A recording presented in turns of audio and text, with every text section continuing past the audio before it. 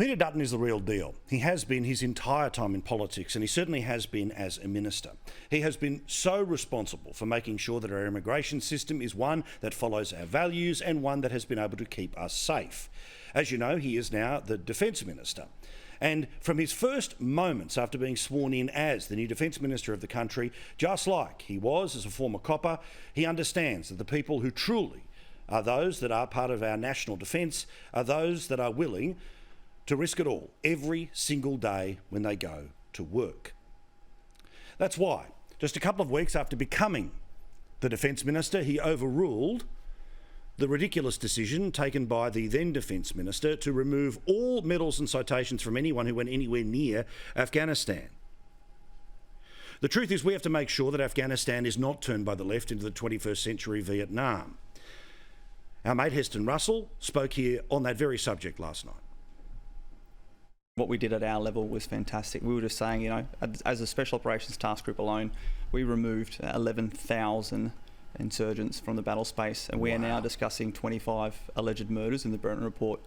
One is bad, but let's talk about the law of ratios here. That's a pretty bloody good job. And where are those good news stories? So leading into Anzac Day, it actually behoves everyone who doesn't know about Afghanistan to find a veteran who's wearing an Afghan medal and ask them these questions.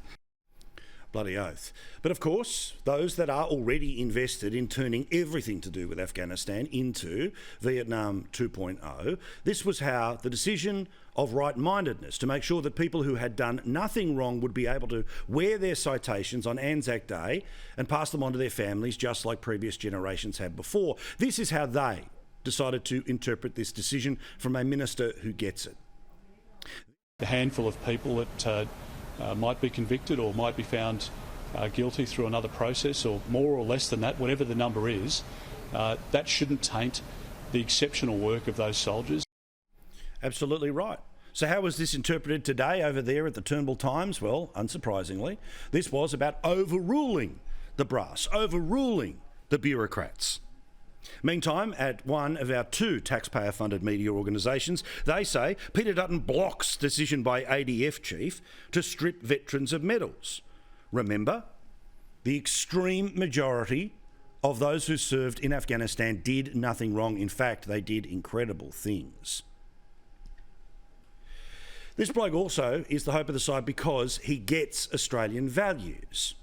He can speak obvious common sense. He's echoed where the Prime Minister has been for a long time, but it's been nice to hear this from a Defence Minister as opposed to the previous one, who of course would break down in tears because of the pressure she was put upon by her own actions in relation to Brittany Higgins. How's this for clarity?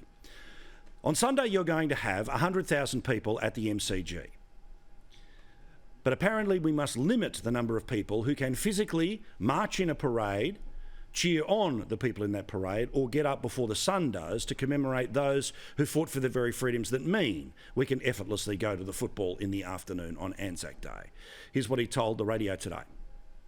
I don't understand why you can have 30,000 people at a footy game, but you can't have that same number at an Anzac Day service. And I do want to see good numbers, and I do want to see people register.